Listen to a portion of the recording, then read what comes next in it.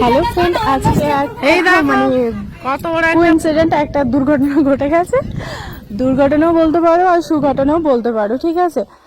আমরা সকাল সকাল ঘুমিয়ে আছি, তো আমার বাপের বাড়ি দিয়ে ফোন করেছে কি মামা বাড়ি থেকে। মামা বললো কি আর তুই একটুখানি আয় আমাদের বাড়িতে, আজকে তোরা দুপুরে আমাদের বাড়িতে খাবি। এরপর আমি এসেছি, আসার পর দেখি না আমাদের মামা বাড়িতে হ্যাচারি মাংস হয়েছে, তারপর তোমার আরো অনেক কিছু বানিয়েছে। সাথে সাথে পুকুর থেকে দেখো এত বড় সাইজের একটা পাঙাশ মাছ ধরেছে, ধরে জলে ওটা রেখেছিল, ঠিক আছে, জলে ডুবিয়ে রেখেছিল। তো তারপর আমি যেতে তো পাঙাশ মাছটা তুলে দেখলাম, আমি তো ভীষণ খুশি। এই প্রথমবার 3 থেকে 3.5 কিলো সাইজের মাছটাকে আমি করেছি। এবার সবাইকে বললাম যে তোমরা কাটাকুটি করো, কাটাকুটি করছেই না, সে ঘুরে ফিরে আমাকে সবাই বলছে তুই কর মাছটা। তা আমার তো ভীষণ আনন্দ লাগছিল। এই এত বড় একটা মাছ, কি বলবো, এত খুশি হচ্ছিলাম যে মামাবাড়ির পুকুর থেকে এত বড় মাছ পেয়েছি, খুব খুশি আমি। দাদু ওজন করলো, ওজন করার পর তারপরে আমাকে দাদু বললো কেটে দে। এরপর আমি কাটতে বসেছি, দাদু পাশ থেকে বলে দিচ্ছে এইভাবে কাটবি, এইভাবে করবি। এবার দেখো যতই যাই হোক পুরোনো দিনের মানুষরা কিন্তু অনেক কিছু অভিজ্ঞতা থাকে ওদের, তাই দাদু ভালোভাবে আমাকে বলছিল দেখ আর এরম ভাবে কাটতে হয়, আর মাছটাকে ধুয়েই কাটবি তো ভালো হবে, মাছটা দেখবি আরো সুন্দর টেস্ট হবে। তো তারপর আমি ভালো করে মাছটাকে ধুয়ে অবশ্যই ধুয়েছি এবং বাসনটা নিয়েছি মাছটা রাখার জন্য। জলেই দেখো ধুয়ে নিয়েছি পরিষ্কার জলে, এবং সাথে সাথে কাটছি মাছটাকে।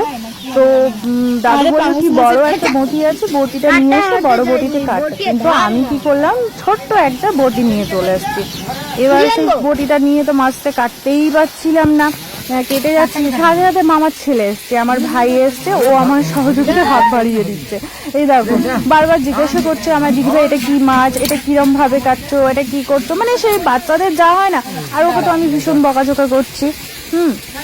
দেখো মাছটা কেটে দিয়েছি, মাছের ভেতর থেকে এরকম ভাবে পোটকাগুলো বেরিয়েছে, মাছের ভেতরে তেল বেরিয়েছে, আর মাছটার এত বড় যার জন্য মাছটা চর্বি হয়ে গেছে।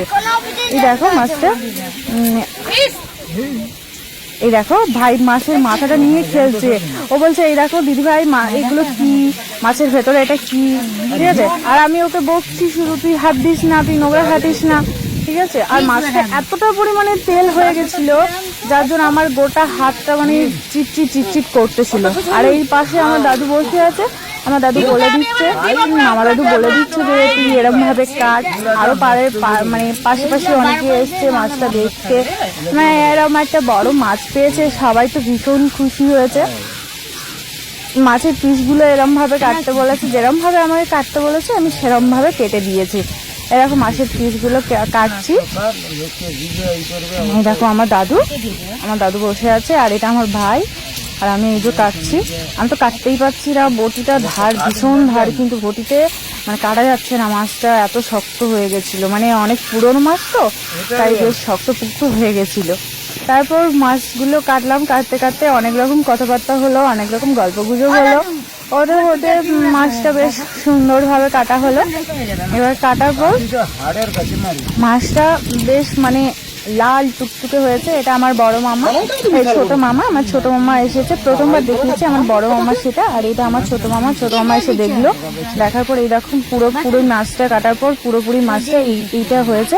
আর এরকম আমি আরো নতুন নতুন ভিডিও তোমাদের সাথে শেয়ার করব। তো আজকে দেখো এই মাছটা পুরোপুরি কাটা আমার শেষ হয়ে গেছে। আর তোমরা ভালো থেকো, সুস্থ থেকো। এই দেখো মাছটা কাটা শেষ হয়েছে। Okay bye, tata, love you all.